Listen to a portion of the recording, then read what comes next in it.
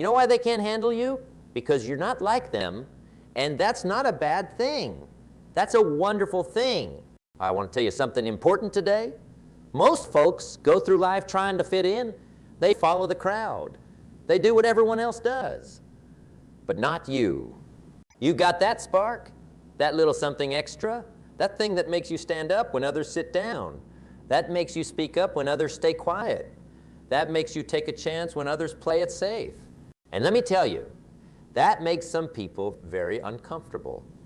I learned this lesson early in my life. I was just a farm boy from Idaho with big dreams. When I started talking about wanting more, about reading books and changing my life, some people laughed. Some rolled their eyes. Some told me to stop being so foolish. Jim, they'd say, "Who do you think you are? What makes you think you're so special?" And for a while, those words hurt.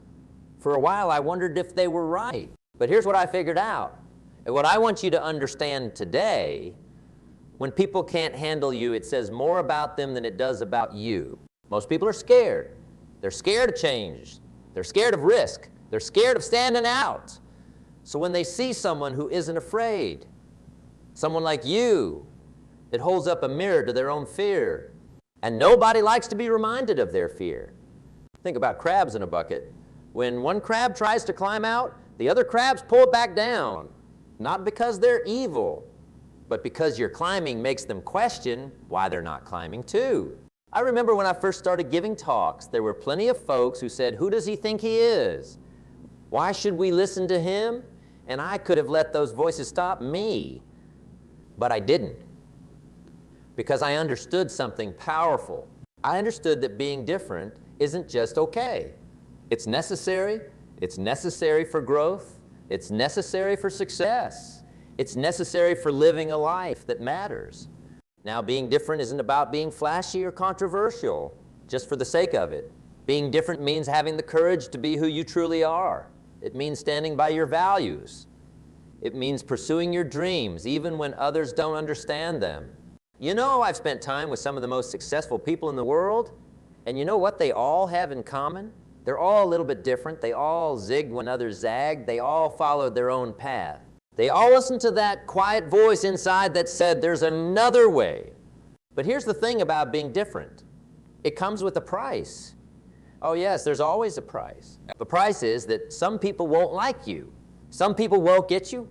Some people will criticize you, mock you, try to bring you down.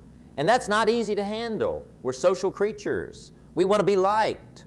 We want to belong. But I'm here to tell you that the approval of others is too high a price to pay for giving up on your dreams. The comfort of fitting in is too high a price to pay for giving up on your potential. I learned this lesson when I was just starting out in business. I had ideas that weren't conventional. I wanted to do things differently. And boy, did I hear about it. That's not how we do things, Jim. That won't work, Jim. You're making a mistake, Jim. But you know what? Those people who were so sure I was wrong, they weren't the ones who had to live my life. They weren't the ones who had to look in the mirror each morning. That was my job. And it's your job too. You have to live with yourself. So make choices you can be proud of, even if those choices make you different, even if those choices make some people uncomfortable. Now, let's talk about why most people resist those who are different. It's about something deep. Most people have settled. They've settled for less than they're capable of. They've settled for less than they once dreamed of. They've made peace with mediocrity. They've made friends with good enough. And when they see someone who refuses to settle, someone like you, it forces them to confront their own settling. It forces them to face the gap between who they are and who they could be. And that's painful. That's uncomfortable. So instead of dealing with that discomfort, they try to make you more like them. They try to convince you to settle too.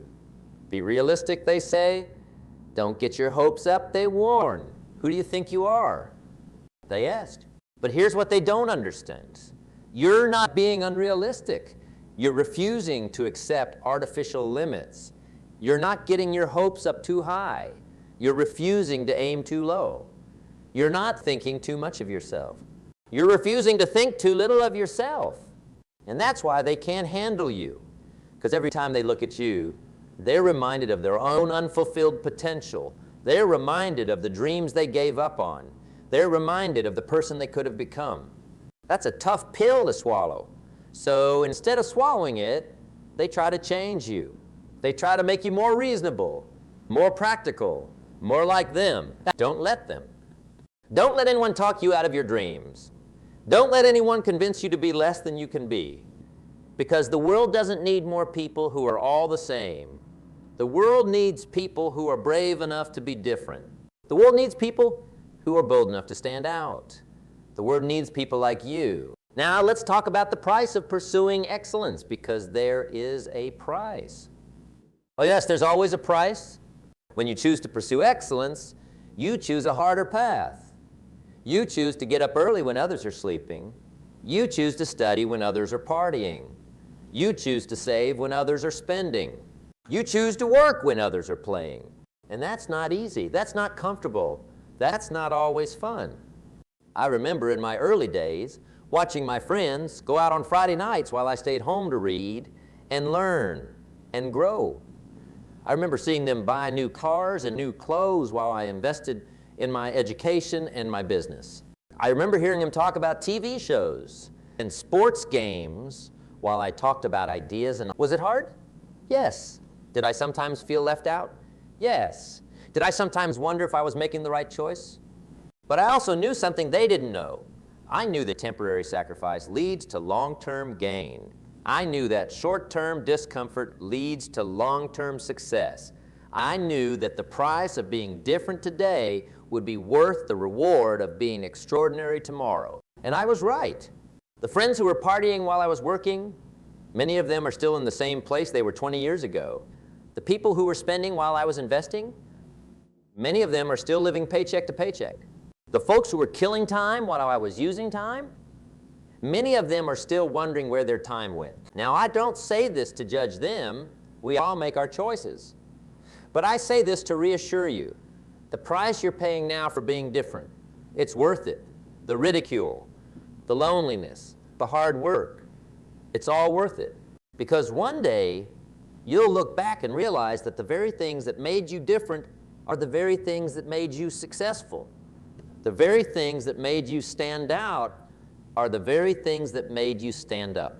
But until that day comes, you'll have to deal with criticism and rejection. And let me tell you, that's not the easy part. When you choose to be different, criticism comes with the territory. People will question your choices. People will doubt your abilities. People will mock your dreams. I remember when I first told people I wanted to be a speaker and an entrepreneur. I remember the looks on their faces. I remember the doubt in their voices. I remember the whispers behind my back. Jim's got his head in the clouds. Jim thinks he's better than us. Jim's going to fall flat on his face. Some days, those words got to me. Some days, they made me question myself. Some days, they made me wonder if I was on the right path. But then I learned something that changed everything. I learned that criticism is a tax you pay for being different. It's a tax you pay for standing out. It's a tax you pay for pursuing excellence. And once I understood that criticism lost its power over me, it didn't sting so much anymore because I expected it. I anticipated it. I accepted it as part of the journey. You need to understand that criticism isn't something to fear. It's something to expect. It's not a sign that you're doing something wrong. Often, it's a sign that you're doing something right. Think about it. It's no one criticizes the person who never tries. No one who mocks the person who never takes a chance. No one attacks the person who never stands out. Criticism is the shadow of ambition. The bigger your ambition, the bigger the shadow. So when you face criticism, don't shrink from it. See it for what it really is, evidence that you're on the right track. Evidence that you're making a mark. Evidence that you're not like everyone else. And as for rejection, well, that's part of the deal too. When you're different, some people won't accept you. Some people won't include you. Some people won't understand you. I've been rejected more times than I can count. I've been turned down for opportunities. I've been left out of groups. I've been misunderstood and misjudged. But here's what I've learned. Rejection doesn't determine your worth. Rejection doesn't define your future. Rejection is just one person's or one group's opinion, and opinions change.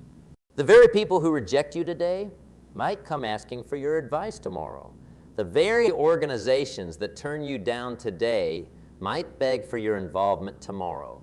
The very communities that exclude you today might celebrate you tomorrow. So don't let rejection stop you. Don't let it slow you down. Don't let it change who you are or what you believe in. Instead, use rejection as fuel. Use it to prove the doubters wrong. Use it to strengthen your resolve. Use it to sharpen your skills. Some of the most successful people in history faced massive rejection before they found massive success. Walt Disney was fired from a newspaper for lacking imagination. Oprah Winfrey was told she wasn't fit for television. Steve Jobs was kicked out of the company he founded. But they didn't let rejection define them. They didn't let rejection stop them. They used rejection as a stepping stone, not a stopping point. And you can do the same. You can use the rejection you face not as evidence that you should give up, but as evidence that you're doing something few people have the courage to do. You're being truly, authentically, unapologetically you. Now, let's talk about building resilience against others' opinions, because that's a critical skill for anyone who's different. Opinions are like the weather. They change constantly. They're different everywhere you go, and you can't control them. What you can control is how much you let them affect you. I've met people who are completely controlled by the opinions of others. They dress for others' approval. They speak for others' approval. They live for others' approval. And you know what? They're miserable. They're exhausted. They're lost, because they're always chasing something they can never catch, universal approval. Let me tell you something important. You will never, ever please everyone. It's impossible. It's a fool's errand. It's a game you can't win. So stop playing that game. Stop trying to make everyone happy. Stop trying to avoid all criticism. Stop trying to be loved by all. Instead, decide whose opinions truly matter to you. Is it your family, your closest friends, your mentors, the people you respect most in your field? Focus on those opinions. Give them weight. Consider them carefully. But even then, remember that they're just opinions, not facts, not laws, not commandments. I have a small circle of people whose opinions I value deeply. When they offer criticism, I listen. When they have concerns, I consider them. When they give advice, I take it seriously. But outside that circle, I've learned to let those opinions slide right off me. Not because I don't respect others, but because I can't live my life based on what everyone thinks. I remember a time early in my speaking career when I received some harsh criticism after a talk. The person said my style was too simple. My examples were too basic. My philosophy was too optimistic. For days, I obsessed over those words. I questioned my approach. I wondered if I should change my style. I worried that maybe I wasn't cut out for this work after all. But then I remembered the letters and messages I had received from people who said my talk had changed their perspective. People who said my simple style helped them understand complex ideas. People who said my basic examples resonated with their real-life experiences. People who said my optimistic philosophy gave them hope when they needed it most. And I realized something important. The criticism I received wasn't wrong. It was just one perspective, one opinion, one point of view, and it didn't outweigh all the other perspectives, opinions, and points of view. That's when I decided to develop what I call a resilient mindset. A mindset that can take in criticism without being destroyed by it. A mindset that can acknowledge different opinions without being controlled by them. A mindset that values feedback but doesn't worship it. And here's how you can develop that same resilient mindset. First, know who you are and what you stand for. Have clear values. Have clear principles. Have clear goals. When you know who you are, others' opinions have less power to shake you. Second, separate feedback from identity. When someone criticizes something you did, they're not criticizing who you are. When someone rejects an idea you have, they're not rejecting you as a person. Learn to make this distinction. Third, look for the grain of truth. Even in harsh or unfair criticism, there's often a small grain of truth. Find it, learn from it, use it to grow, then discard the rest. Fourth, remember that opinions change. The person who criticizes you today might praise you tomorrow. The trend that's unpopular today might be celebrated tomorrow. Don't overvalue any single moment of feedback. Fifth, build a support system. Surround yourself with people who believe in you, who understand you, who support you. Their presence will help you weather the storms of criticism and rejection. With these 5 strategies, you can build a resilience that will serve you well on your unique path. Now, let's talk about creating your own path, because that's what being different is really all about. Most people follow paths that others have created. They go to the schools others recommend. They pursue the careers others value. They live the lives others expect. And there's nothing inherently wrong with that. Following a well-worn path can lead to a good life, a comfortable life, a respectable life. But for some of us, for people like you, that's not enough. We don't want just a good life. We want an extraordinary life. We don't want just to be comfortable. We want to be challenged. We don't want just to be respected. We want to make a difference. And to do that, you often have to create your own path. I didn't follow a traditional path. I didn't come from privilege. I didn't have fancy degrees. I didn't have powerful connections. I had to make my own way. I had to forge my own path. And you know what? It wasn't easy. There were no maps. There were no guarantees. There were no safety nets. There were plenty of times when I wondered if I was lost. Plenty of times when I questioned my direction. Plenty of times when I thought about turning back. But I kept going. I kept creating. I kept forging ahead. And eventually my path led me to places I never could have reached if I had simply followed the crowd. So how do you create your own path? How do you forge your own way? First, you listen to your intuition, that quiet voice inside that guides you toward what's right for you, even if it's not right for everyone else. That feeling in your gut that tells you when you're on the right track, even if it's not the popular track. Second, you experiment.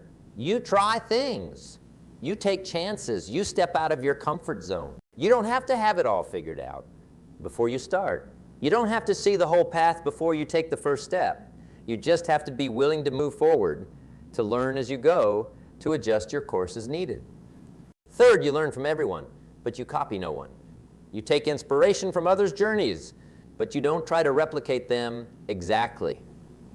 You understand that what worked for someone else might not work for you, and what's right for you might not be right for someone else. Fourth, you embrace uncertainty. You make peace with not knowing exactly where your path will lead. You understand that the most interesting journeys are the ones with unexpected turns. Fifth, you persist. You keep going when the path gets tough. You keep creating when others doubt your direction. You keep believing in your journey even when you can't see the destination. Creating your own path isn't a one-time decision. It's a daily choice. It's a continuous act of courage. It's an ongoing exercise in faith. Faith in yourself, faith in your vision, faith in the path you're creating. Now, let's talk about turning your difference into your advantage, because being different isn't just something to endure. It's something to leverage. It's not just a challenge to overcome. It's an asset to maximize. Think about it. In a world where so many people are trying to be the same, difference stands out. In a marketplace crowded with similarity, uniqueness gets noticed. In a culture that often celebrates conformity, authenticity is refreshing. So how do you turn your difference into your advantage? How do you leverage what makes you unique? First, identify your distinctive strengths. These aren't just things you're good at. They're things you're distinctively good at the areas where your unique perspective, experience, or approach gives you an edge. For me, one distinctive strength was my ability to take complex ideas and make them simple. I didn't just understand personal development and success principles. I could break them down in a way that made sense to anyone regardless of their background or education. That wasn't just a skill. It was a distinctive strength that set me apart in my field. It was a difference that became an advantage. What are your distinctive strengths? What can you do differently or better because of your unique perspective? What problems can you solve in a way that others? Second, position yourself at the intersection of your passions and problems. Find the place where what you love to do meets what others need to have done. That's where your difference becomes most valuable. I love teaching. I love helping people grow. And I discovered that there were plenty of people who needed someone to help them understand the principles of success in a practical, accessible way. That intersection became my sweet spot, the place where my passion met a problem that needed solving. What do you love to do? What problems do you see that need solving? Where do those two things meet? That's where your difference can become a powerful advantage. Third, tell your unique story. Everyone has a story, but no one has your story. The particular path you've walked, the specific challenges you've faced, the unique insights you've gained, these are assets that no one else has. I never tried to hide my background as a farm boy from Idaho. I never tried to present myself as someone with fancy credentials or a privileged upbringing. Instead, I leaned into my story. I shared how my humble beginnings shaped my perspective. I showed how my early struggles informed my philosophy. And you know what? People connected with that authenticity. They appreciated hearing from someone who had walked a path they could relate to. My story, which could have been seen as a liability in some circles, became one of my greatest assets. What's your story? What experiences have shaped you? What challenges have forged you? What lessons have changed you? Your story, told with authenticity and purpose, can become a powerful tool for connection and influence. 4, create your own rules. Don't try to win games designed for someone else. Create games where your unique strengths give you an advantage. I didn't try to compete with academic theorists or celebrity motivational speakers. I created my own category, the philosophy teacher for everyday people. I didn't play by the rules of academia or entertainment. I created my own rules based on my distinctive strengths and my unique approach. How can you create your own rules? How can you design a game that maximizes your unique advantages? How can you build a path that leverages your distinctive differences? 5th, stay adaptable. Being different doesn't mean being rigid. It means being true to your core while remaining flexible in your approach. When you turn your difference into your advantage in these ways, something magical happens. The very things that once made you an outsider now make you a leader. The very qualities that once made people question you now make them follow you. The very differences that once made people uncomfortable now make you invaluable. That's the paradox of uniqueness. What separates you eventually becomes what elevates you. What makes you different eventually becomes what makes you successful. But only if you have the courage to embrace it. Only if you have the wisdom to develop it.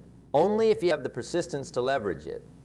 So remember this, they can't handle you because you're not like them. And that's not just okay. That's your greatest strength. That's your biggest opportunity. That's your most valuable asset. I've seen it time and time again. The people who make the biggest mark on this world are the ones who refuse to be like everyone else. They're the ones who listen to their own voice instead of the crowd. They're the ones who followed their own star instead of someone else's map. And it's never easy. It's never comfortable. It's never without risk. But it's always, always worth it. The question isn't whether being different is hard. The question is whether being ordinary is acceptable to you. The question isn't whether standing out comes with a price. The question is whether fitting in costs you more than you're willing to pay. Your uniqueness is not a burden to bear. It's a gift to share. Your difference is not a weakness to hide. It's a strength to use. Your distinctiveness is not an obstacle to overcome. It's a path to follow. Embrace it, develop it, leverage it. And watch how the very thing that once made you an outsider will make you extraordinary.